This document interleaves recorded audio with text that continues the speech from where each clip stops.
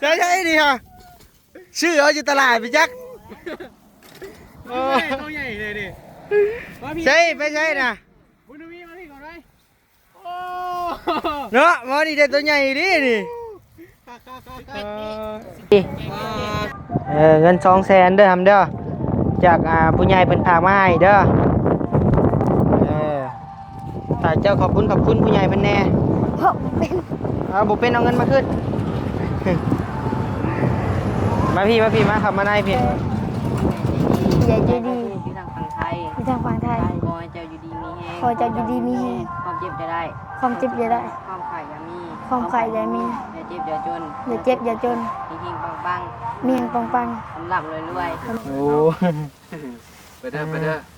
โดยให้แต่มาได้ซื้อโปน แม่มามาถึงเซโปนโดยใช้ซื้อยังไงน่ะโอ้คือใช่เฮ้ยไปหาหล่อได้แบบนี้ไปตากไว้ลังหัวพวก ๆ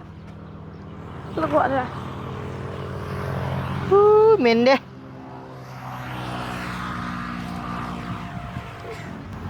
นี่ตากไว้นี่ก็ได้ครับออกมาผมนะไปตาก มันคนลาย ยังกันนี่ฮะเก็บออกมานี่ฮึบผูปัดขี้ดินน้ำผูขี้ดิน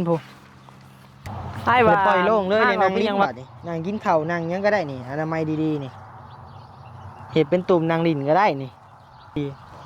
ถามพ่อแม่เอฟซีเนาะเห็นดีในใดว่าบอลนิวซิมั่งตัวนี้พี่น้องเอ้ยมั่งไม้นี่ออกมั่งสังกะสีเก่าๆนี่ออกเลยเห็ดโล่งเลยแหละเห็ดเมี่ยนบนนางกินข้าวก็ได้เนาะเอาน้ำมาล้างดีๆให้มันสะอาดบ่ให้มีขี้ไก่ เอาตัวในห้องน้ำนะมาแปลง โดย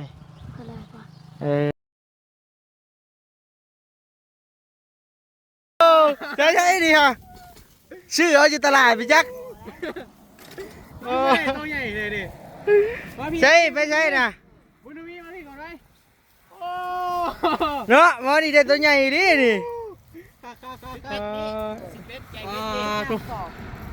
ใช่ยังคือแน่เบิ่งเนี่ยใช่ปักต่อใช่พอดีแล้วไอชีมอบเงินมันอย่าพึ่งเมื่อต่อมาพี่พาไปใช้กะล่อนมานี่สาดชูนี่บอกให้ถ้าเอาเงินกับบ่เอาอยู่บ่เงินน่ะฮะบักกะล่อนพาเมื่อใช้นี่เห็ดเวียกสกันกว่านี่ใช้หอนใช้สดบุญทวีก้อนแหละจากมือบัดไปลินรถบัดไปลินหรือว่าชวนกันไปลินคักแท้บัดเฮ็ดเวียกรถสิเมื่อป้ากันบ่นี่คำกันนอนนี้เลยบัดบุญทวีไปยังนอนน้ำโตเมื่อเราแหละว่าหยอกน้องเพิ่นพี่น้องเอ้ยเนาะบุญทวีเพิ่นมาแต่ตึกป้าก็ได้ป้าตัวหนึ่งมากับเฮ็ดเวียกสบายดีเด้อบุญทวีโดยสบายดีเด้อฮัมเด้อเฮ้ยน้องกูไปจอดละ อันยังเลยเดี๋ยวนี้บ่ อันนี้ไม่ได้เลย กระแลมบ่จะให้เลี้ยงอีกบ่เศร้าได้บ่เลี้ยงได้มื้อนี้ได้ยอมล่ะมื้อน่ะเลี้ยงหมดเงินเป็นแสนนี่แหละให้บักต่อแล้วเลี้ยงนี่อ้าวต่อบินหน้ามาดีๆเอาอยู่บ่เอาหนบมือดีๆเงิน200,000เด้อทำเด้อจากผู้ใหญ่เพิ่นฝากมาให้เด้อถ้าเจ้าขอบคุณผู้ใหญ่เพิ่นแน่บ่เป็นเอาเงินมาขึ้นมาพี่มาขับมาได้พี่มาบุญทวีมาบักกันนะกะร้อนฮะมาพี่มานั่งพี่ดีๆตั้งใจ เบิ้งหามมาพี่นั่งก่อนอย่าเพิ่งฮอนกว่า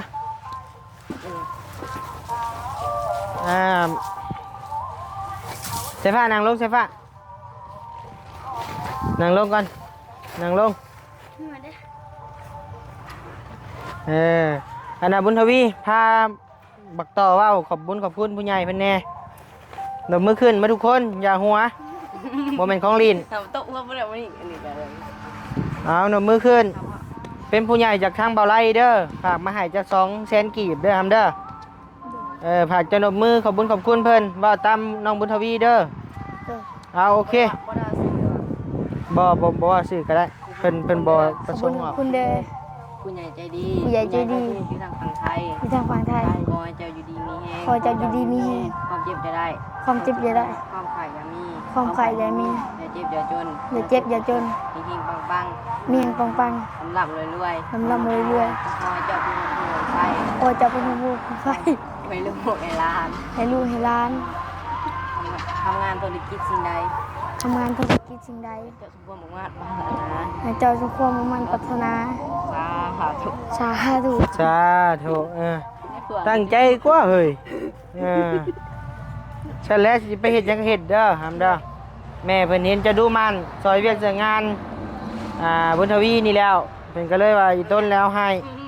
อยู่ มันจะไปเขาองค์ที่อ่ะ มีแต่ไปด้วย สิเมื่อเลยบ่บัดนี้ เลย เมื่อจังหน่อยพ่อแม่หาไปแล้วพี่น้องเอ้ยเอาโอเคเฮ็ดเวียกต่อครับโอเคดูมันออกแล้วบ่อาจารย์ โอ้ยกำลังสิมือพี่น้อง โอ้ ไปเด้อไปเด้อ โดยให้แต่มาได้เซโปน แม่ เอ มาตุเซโปน โดยใส่ชื่อยังไงน่ะโอ้คือต่อคือ ขอบใจละลายขอบใจละลาย บ่าวบี้ พี่น้อง ถักอยู่เนาะ เราซื้อมาฝาก ใส่ยังไงน่ะ เล็กกระปู โดยใส่ของข่อยได้ซะ เจ้าว่ากิน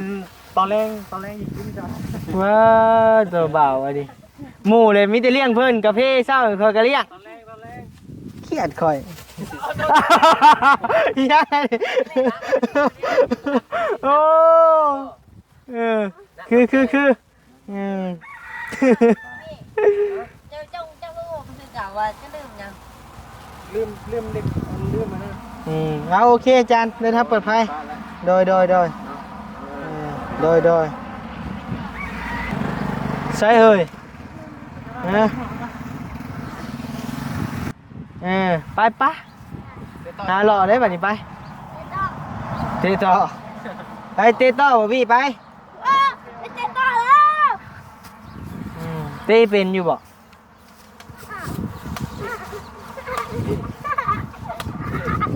ฮึบเนาะได้เนาะจ้ะเนาะฮึบใช่ ว่าหนักฟุตบอลโลก บ่ สปาร์ตก่อนแม่ขอให้เจ้าสปาร์ตหนักฟุตบอลโลก ใช่จะลองเซฟมึงดูเซฟได้ไร เซฟบอกเซฟ โอ้ มา นี่ บ้านรถกล้องขาได้เห็นได้ไร เราขาบอก นี่ไปเลย โอ้เหนื่อยดิ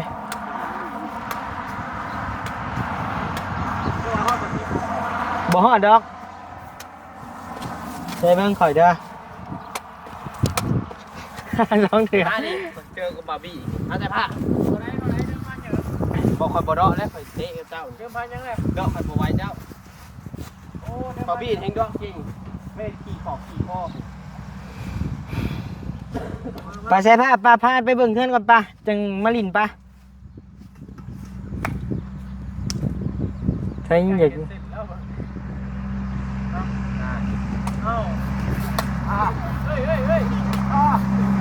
ตึ๊บ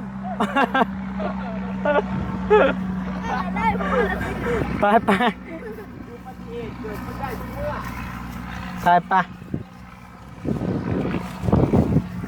สบายดีปะลุงแน่นอนปะให้นอนอยู่เงินเก่าครับใช่ไปเบิ่งมึงดูปะไปเบิ่งนะ กูไก่นะฮามผับเมียนดูพะผมนะอันนี้อะไม่อะไม่อะผับพะผมเมียนดูไก่ฮะโอ้ยเหม็นอู้มาเอามาทิ่มพะผมนะเอาออกมาพี่ไปตากไว้หลังหัวพู แล้วก็อะไร เหม็นเด้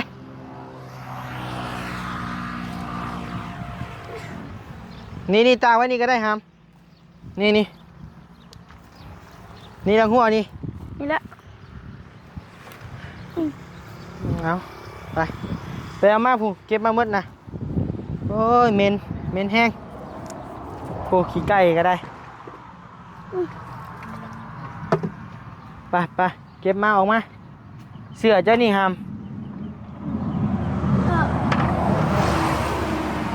กั้งนี่ห้อยไว้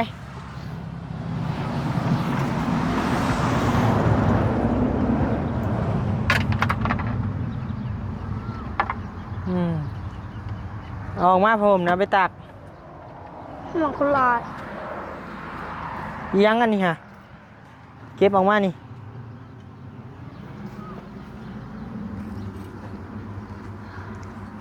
ไป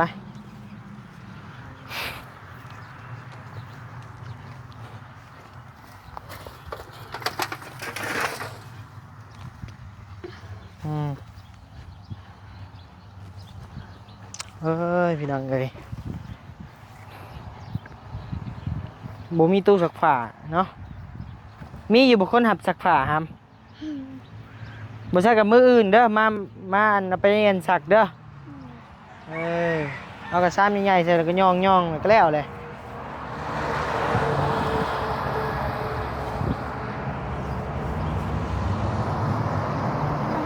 ไปเอาไม่พลอยดิไม่พลอยมีบ่ ลูกผม ไปเอามา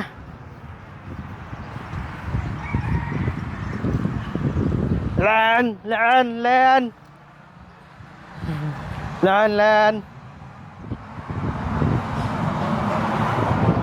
ได้ไม่พลอย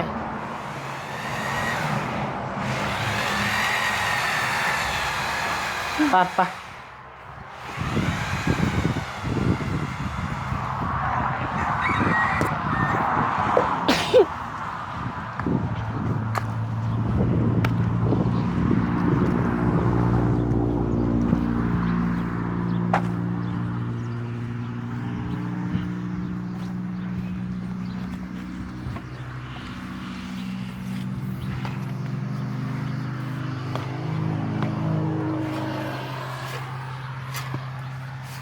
ฮึบ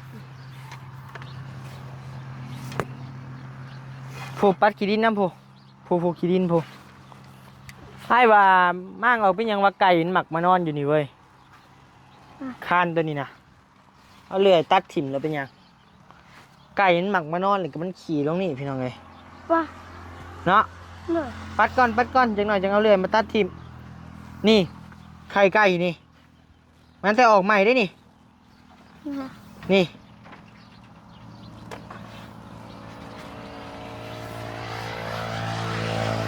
ปัดดีๆมันบ่มีคนอยู่ก็จะเห็นมันหกลาย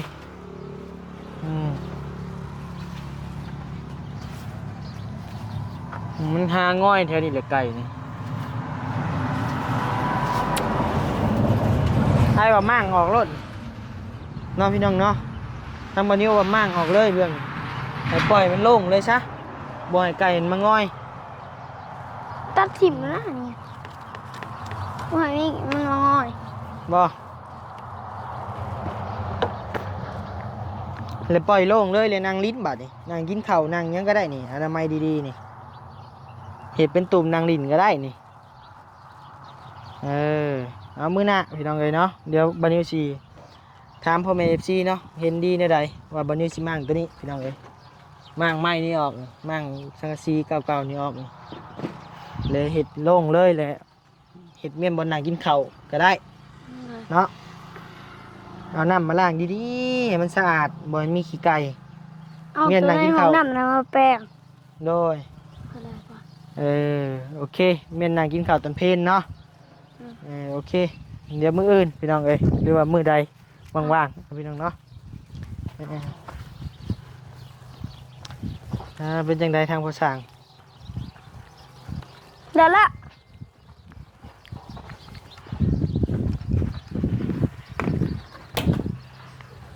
ใช่กินน้ำบ่น้ำต้มบ่สบายดีเด้อภาษาเด้อเด้อเมื่อยบ่มื้อนี้ มันฮ้อนเนาะ ตัดหอมใต้ตักน้ำตัวนี้ โดย ว่าลูกจะน่าจะปั้นใส่คู่ก่อน จะเฮ็ดหยังไงปั่นปูนเออ จะรอเนาะมันเป็นเสร็จสบาย โดยมันจะบ่เปื้อนตัวทีมเนาะปั่น ใครพวกสิเพื่อน ใส่ผักเสียบรุดเบิ่งคลิปไผนี่คลิปบ่บุญสารวัตร เห็นบอก น้ำกับพริกกองข้าว แม่นบ่ได้เบิ่งอีกละโอ้เพื่อนมันถอยก่อนว้าย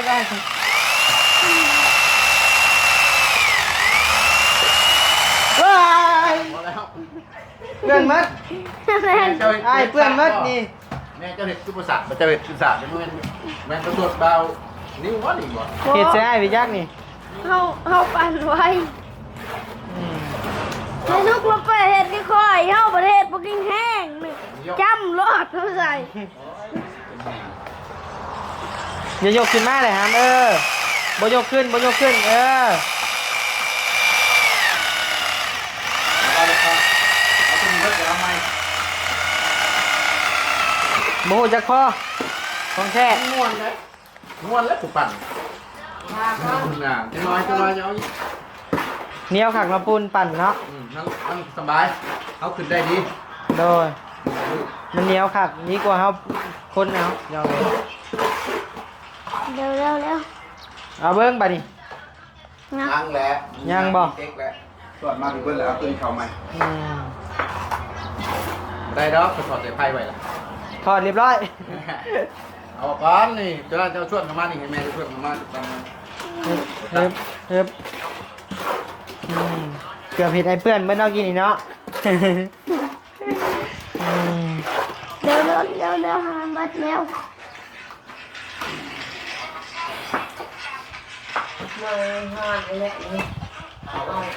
ได้ เฮ้ยเกือบพี่น้องเอ้ยเกือบเหตุการณ์บุคาดคิด เนี่ยหายยังกินเลยค่ะ นี่ให้แล้ว เมียก็สร้างจังให้เมียก็ได้เนาะใช่ปะ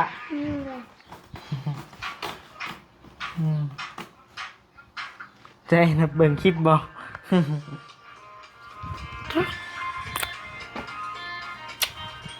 บ่เตียงอย่างไร บ่เตียงบ่บัดนี้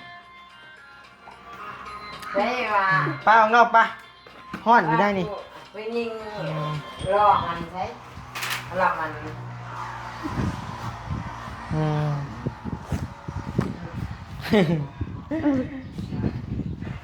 เอายังบัดกินขนมบัดนี่โอ้ยสบายเนาะชีวิตเจ้าเนาะใช่ผ้าเนาะ น้ำไข่ จังหน่อยทีมงานบ่เข้ามาก็เอาอีกแล้วนี่ง้อยเหงาอีกแล้วอยู่คนเดียวดังไพ่เงึบเนาะใช่ผ้าสมมุติว่าเจ้าอยู่คนเดียวเจ้าสิเห็นหยังกินหำเจ้าหาเงินไปใช้ซื้อกินบ่ตะกี้เจ้าบ่มีเงินจะไปหากินอยู่ไสซะ ก็ไปพาไปตัดอ้อย บุญทวีพาไปตัดอ้อยเอาเงินอ้อยมาซื้อกินบัดนี้บัดไปหาอยู่หากินได้สะหามบ่ เขามีแต่เกะ ข้าวบ่มี มีแต่เขา มีแต่ข้าว เลย บัดของกินเด้ไปเอามาแต่ใส่ ไปตัดอ้อย ไปตัดอ้อยไปซื้อเอาบัดบ่มีเงินบัดบ่ได้ตัดอ้อยได้ซะบ่เฮ็ดได้เอา พาไปคุดกิโล ไปคุดจิรอตอนกี้อ้ายบ่ได้เข้ามาเจ้ากับบุญทวีบ่ได้ไปลิ้นบ่ บ่ อยู่เฮือน เลย